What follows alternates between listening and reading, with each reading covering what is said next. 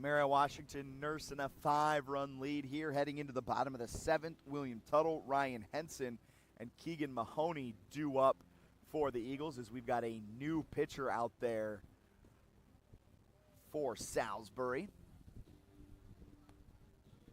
It's number 40, Tyler Katz. 9th appearance of the season for Katz. His last time out came on March 24th. He went an inning in that one, allowing 1 hit, striking out 1 opponent. Katz this season, an 8 2/3, has a 0 ERA, but a 1.04 whip. He has started a game on the year across those 8 2/3. He's allowed 4 hits, struck out 8 batters, walked 5 opponents. Are hitting 129 against him, so the book is closed on Williams. Williams went 2 1/3, allowing 3 earned runs, 4 hits, struck out just 1 Eagle. As that pitch from Katz is skied a mile high, and it's going to go just out of play. So William Tuttle will dig back into the batter's box.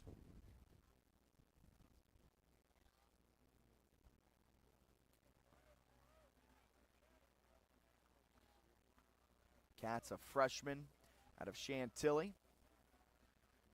Played his high school ball at Chantilly High School.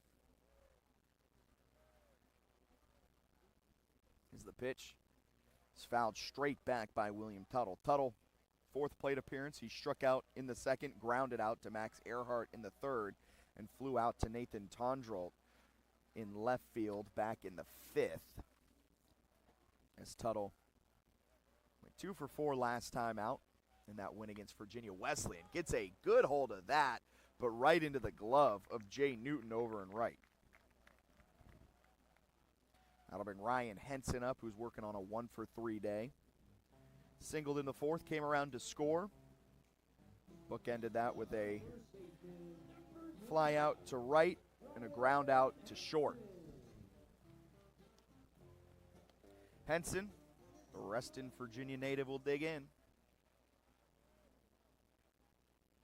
Does have 8 doubles this year, which leads the team.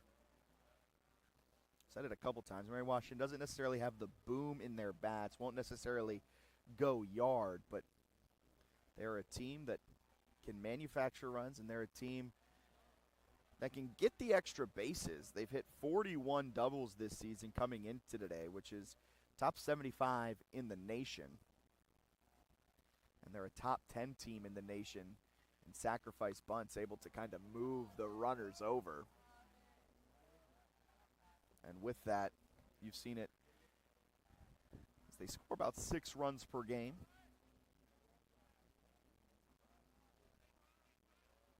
And they typically shine in their biggest games of the season. 2 2 this year against ranked opponents. Mary Washington, more ranked wins this season than the Salisbury team does. Salisbury 1 2 against ranked opponents this year. Mary Washington even has a top 5 win on its resume, coming at Johns Hopkins earlier this year, plus a win against Gettysburg last weekend in the doubleheader. 3-2.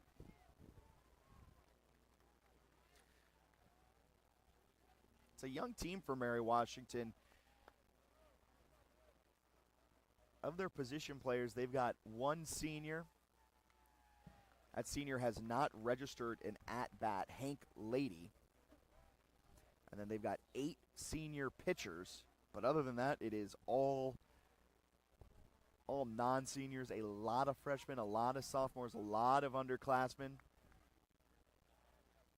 It's been a bit of a roller coaster at times this season, as evidenced by their 14-4 loss at EMU, as that is driven hard into left field. Tracking over to make that catch is Nathan Tondrolt.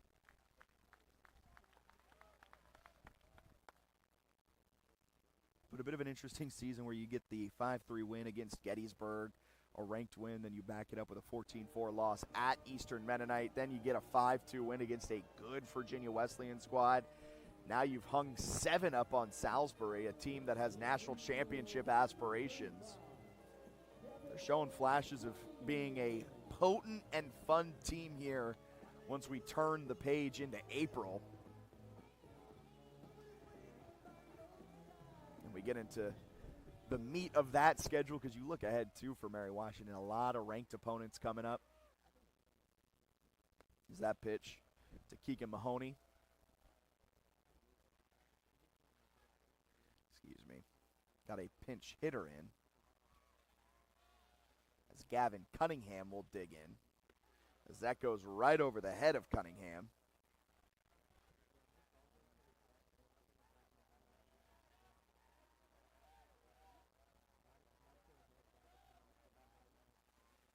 Two-0.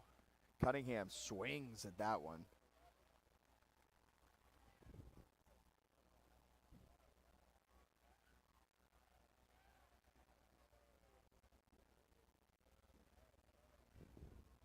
Two-one. Misses low. 3-1.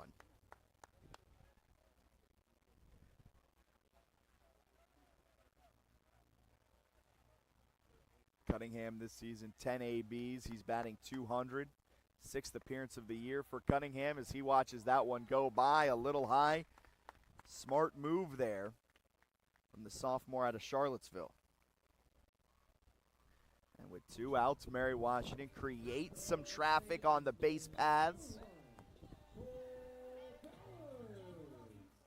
As Powers will dig in with 2 outs, a runner on. He's been solid today, 2 for 3 at the plate, a single in the 4th, a single in the 6th.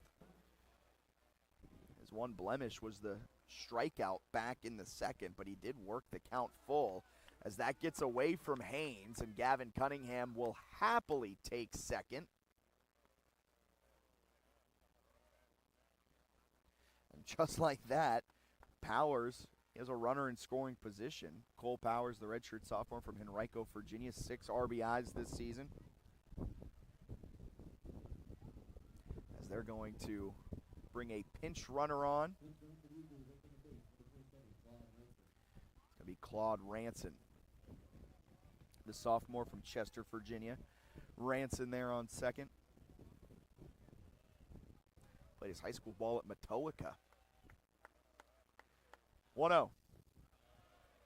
Misses. 2-0. Katz came on. He's the 3rd pitcher Mary Washington has seen. Villa started the day. Cole Williams came on. Things got a little shaky for him. And Katz began this inning with authority. He got the first 2 batters to fly out, but then walked Cunningham.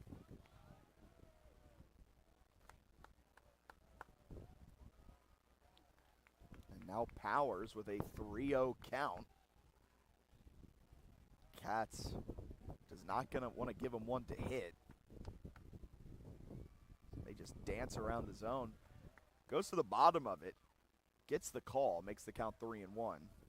Powers will be patient, looking for a pitch to hit because with 2 outs, any contact, Ranson is running. And with any contact, Ranson likely scores if it's able to get down. 3-1. Powers hits that a mile high into foul territory off of the bullpen here at Dickinson Stadium, and the count goes full. Second time Powers has faced a full count. First time advantage went to the pitcher. At that point in the game, it was Tyler Villa.